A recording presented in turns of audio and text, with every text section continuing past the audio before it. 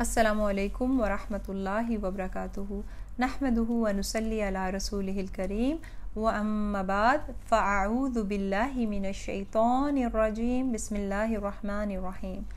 آج ہم سورۃ الماعون کی آیت نمبر 6 اور 7 کریں گے اور انشاءاللہ سورہ کو مکمل کریں گے۔ آیت نمبر 6 کا پہلا لفظ دیکھیے، الذین، وہ لوگ جو، الذین جمع ہے، واحد ہے اس کا الذی، اور دونوں کا مطلب ہے وہ جو۔ الذین، وہ لوگ جو، یا پھر وہ جو آسان لگتا ہے وہ یاد کر لیجئے آپ۔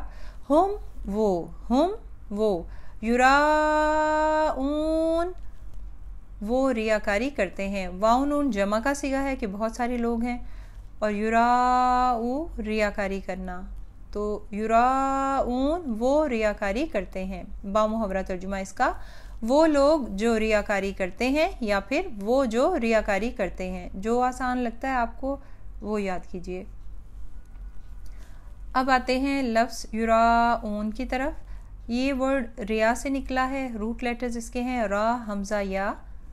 مطلب ہے اس کا ریاکاری کرنا، دکھاوا کرنا، دکھلاوا کرنا، یا شو آف کرنا، ایک ہی مقصد ہے دکھلانا۔ تو اس کا ایک مطلب تو یہ ہے کہ نماز دکھلا کر پڑھتے ہیں، شو آف کرنے کے لیے یہ لوگ پڑھتے ہیں، شہرت کے لیے، نیک نامی حاصل کرنے کے لیے۔ ان کا مقصد نیکی یا ثواب حاصل کرنا نہیں ہوتا، اور نہ ہی اللہ کی خوشنودی حاصل کرنا ہوتا ہے۔ اگر اس کا ایک اور مطلب لیا جائے تو وہ یہ ہوگا کہ کوئی بھی نیک کام وہ خالص اللہ تعالیٰ کی رضا کے لیے نہیں کرتے، بلکہ مقصد ہوتا ہے کہ لوگ اس کی تعریف کریں، اس کو نیکوکار سمجھیں، اس کے کار خیر کا ڈھنڈورا پیٹا جائے، دنیاوی فائدوں کے لیے وہ کام کرتے ہیں۔ ابن عباس رضی اللہ تعالیٰ عنہ فرماتے ہیں کہ اس سے مراد منافقین ہیں، جو لوگوں کی موجودگی میں تو نماز پڑھ لیتے ہیں، یعنی کافی سارے لوگ ہوں تو وہ پڑھ لیں گے نماز، لیکن اگر کوئی دیکھنے والا نہ ہو تو وہ نماز بھی نہیں پڑھتے۔ اب کل کے لیسن میں ہم نے دیکھا تھا کہ کہا گیا کہ ہلاکت ہے ایسے نمازیوں کے لیے جو اپنی نمازوں سے بے خبر ہیں۔ تو دوسری کیٹیگری جو آج ابھی ہم پڑھ رہے ہیں کہ وہ جو نمازیں دکھلاوے کے لیے پڑھتے ہیں، دکھاوا کرنے کے لیے پڑھتے ہیں۔ اب مثال اس کی جیسے کوئی جلد نماز سے فارغ ہو جاتا ہے، مگر ساتھ اگر کوئی رشتہ دار کھڑا ہو گیا نماز کے لیے تو بس اب نماز لمبی کر دی، روب ڈالنے کے لیے دوسروں پر کہ ہمیشہ میری نماز اتنی لمبی اور اچھی ہوتی ہے، اندر چاہے نیت اللہ کی رضا نہ ہو۔ کسی کی شیئرنگ پڑھنے کو مجھے ملی کہ مسجد میں عشاء کی فرض نماز کے بعد مسئلہ اٹھ کھڑا ہوا کہ ایک رکعت اور پڑھی جائے، کیونکہ 3 رکعت نماز پڑھی ہے ہم نے۔ اب امام صاحب بھی شک میں پڑ گئے، لوگ جو ہیں 2 گروہوں میں بٹ گئے، ایک کہتا نہیں 4 رکعت ہی پڑھی ہے، دوسرا کہتا نہیں 4 رکعت نہیں، ہم نے 3 رکعت ادا کی ہے۔ تو ان میں سے ایک بندہ اٹھ کھڑا ہوا، اس نے کہا میں یقین سے کہتا ہوں کہ ہم نے 4 رکعت ہی ادا کی ہے نماز۔ تو لوگوں نے پوچھا بھئی تم کیسے اتنے وثوق کے ساتھ کہہ سکتے ہو، اتنا یقین ہے تمہارا؟ تو اس نے کہا میری 4 دکانیں ہیں اور عشاء تک میں اپنی دکانوں سے فارغ ہو جاتا ہوں، اور عشاء کی نماز کی ہر رکعت میں میں اپنی ہر ایک دکان کا حساب کرتا ہوں، یعنی ایک رکعت میں ایک دکان کا حساب کیا، 4 رکعت میں میں ساری دکانوں کا حساب کر لیتا ہوں، تو میں نے اپنی دکانوں کا حساب کر لیا ہے۔ انا للہ و انا الیہ راجعون۔ اب آپ کیا کہیں گے؟ جو نماز کو ایک عادت اور دکھانے کے لیے ادا کر رہا ہے، اپنی مرضی سے نماز کے اندر نماز سے بے خبر ہے، تو ایسے لوگ جو اپنی نماز سے ہی بے خبر ہیں۔ ہم نماز کس لیے پڑھتے ہیں؟ اللہ کی یاد کے لیے۔ تو نماز میں ہمیں ساری چیزیں یاد آ رہی ہوتی ہیں، بس نہیں آتی تو اللہ کی یاد نہیں آتی۔ تو ایسے لوگ جو اپنی نماز سے مکمل طور پہ بے خبر ہیں، اور وہ لوگ جو نماز کے اندر نماز سے اللہ کی یاد سے ہی بے خبر ہو جاتے ہیں، ہلاکت کی وعید ہے۔ اور جو لوگ کبھی گھر میں یا مسجد میں نماز پڑھتے ہی نہیں ہیں، مگر جب لوگوں کی کوئی محفل سجی ہو، شادی بیاہ کی ہو، قرآن خوانی کی ہو، میلاد کی ہو، یا پھر لوگوں کا کوئی اجتماع ہو جائے تو وہاں وہ نماز کے لیے کھڑے ہو جائیں گے، تو یہ کیا ہے؟ یہ ریاکاری ہے، صرف دکھاوے کی نماز ہے۔ انسان کا عمل اسی طرف لوٹتا ہے جس کی انسان نیت کرتا ہے۔ دکھاوے کی نمازیں پڑھنے والا اجر سے محروم اور ہلاکت کی وعید میں داخل ہو جاتا ہے۔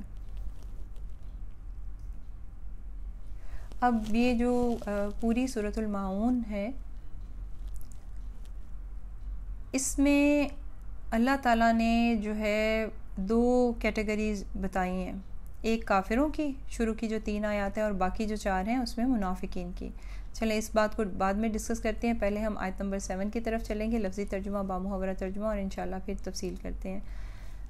اور یمنعون، اور وہ روکتے ہیں، الماعون، استعمال کی معمولی چیزیں. اور یمنعون، روٹ لیٹرز اس کے یمنعون کے ہیں میم نون عین. اس کا مطلب ہے منع کرنا، اردو میں ہم کہتے ہیں منع کرنا، روکنا. وَيَمْنَعُونَ، اور وہ روکتے ہیں اور وہ منع کرتے ہیں، الماعون، استعمال کی معمولی چیزوں کو، چھوٹی سی چیز کو. اس لفظ پر جو ہے سورت کا نام رکھا گیا ہے. تو استعمال کی معمولی سی چیز. اب معون چھوٹی سی چیز کو کہتے ہیں، قلیل چیز کو کہتے ہیں جو کسی مانگنے والے کی مدد کرنے کے لیے دی جائے. معون کا لفظ جو ہے وہ بھلائی اور حسن سلوک کے لیے بھی آتا ہے، یعنی یمنعون الماعون، یعنی بھلائی اور حسن سلوک نہیں کرتے یہ لوگ. یعنی دکھاوے کے لیے اگر کام کرنا پڑے تو یہ لوگ بڑے بڑے کام کرتے ہیں، مگر جہاں پر دکھاوا نہ ہو تو چھوٹی سی چھوٹی نیکی کا کام بھی نہیں کرتے. یعنی بنیادی طور پر کہا جا رہا ہے کہ ایسی چیزوں کو بھی دینے سے روک دیتے ہیں جن کے دینے سے ان کا کوئی نقصان نہیں ہوتا، ان کو کچھ فرق نہیں پڑے گا، مگر دوسروں کی ضرورت پوری ہو جاتی ہے. اور معاون میں چھوٹی چھوٹی سی چیزیں آ جاتی ہیں، قلیل سی چیز، چھوٹی سی چیز، اس برتنے کی چھوٹی سی چیز، یہ معنی ہے اس کے جیسے ہے سوئی، چھلنی، ڈول، چاقو، ہتھوڑا، کتاب، بستر وغیرہ، نمک، چینی، یا پھر کسی کے پاس امانت ہی کیوں نہ رکھوا دی جائے. ایک معنی زکوٰۃ کا کیا گیا ہے معاون کا مطلب میں، کہ معاون سے مراد زکوٰۃ ہے.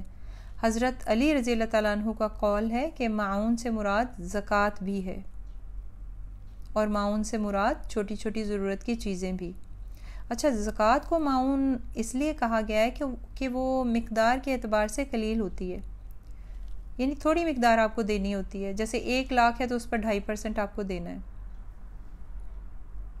اور ایک اور چیز اب اس میں، یعنی انسان کے اندر کی دل کی تنگی ظاہر کی جا رہی ہے. جو انسان ریاکاری کرتا ہے، اگر اس سے کہا جائے کہ یہ کام کرو نیک نامی کے لیے تو وہ کر گزرتا ہے، بڑے سے بڑا کام، پیسے بھی لٹا دے گا نیک نامی کے لیے، دکھاوے کے لیے. لیکن اگر دکھاوا نہ ہو، جیسے اس کا ہمسایہ اس سے مانگ لے کوئی چیز، کوئی بھی استعمال کی چیز، تو یہاں پہ دکھاوا نہیں ہے. یہاں پہ کیا ہے کہ چھوٹی سے چھوٹی برتنے کی چیز سے بھی وہ انکار کر دے گا. وجہ کیا ہے؟ یہاں دکھاوا نہیں ہے.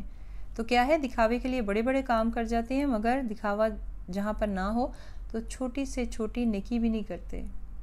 چاہے وہ مانگنے کی کوئی برتنے کی چیز ہو، مانگنے پر بھی نہیں دیتے. تو اب اس میں استعمال کی چھوٹی چھوٹی چیزوں کے نہ دینے پر ہلاکت کا کیوں کہا گیا ہے؟ یہ آیت بھی ہلاکت کی وعید میں ہیں یہ لوگ بھی، کیونکہ فوائل للمصلین سے آگے یہ سارا آ رہا ہے منافقین کے لیے، اور منافقین کا طرز عمل ہے. تو اب یہاں پہ کیوں کہا گیا ہلاکت کا ان لوگوں کو بھی جو چھوٹی چھوٹی چیزیں استعمال کی نہیں دیتے؟ کیونکہ اس سے دل میں شح پیدا ہوتا ہے، تنگی پیدا ہوتی ہے، خود غرضی آتی ہے، باہمی تعلقات انسانوں کے خراب ہو جاتے ہیں، دلوں میں ناراضگی پیدا ہوتی ہے، محض سستی کے باعث انسان نیکی سے ہاتھ دھو بیٹھتا ہے. زکوٰۃ کیا ہے؟ ایک فرض عبادت ہے. تو زکوٰۃ اگر کوئی فرض عبادت پوری نہ کرے، ادا ہی نہ کرے، تو زکوٰۃ نہ ادا کرنے پر ہلاکت ہے اور پکڑ ہے. تو دوسروں کا دل توڑنے پر، ان کی مدد نہ کرنے پر بھی پکڑ ہو سکتی ہے.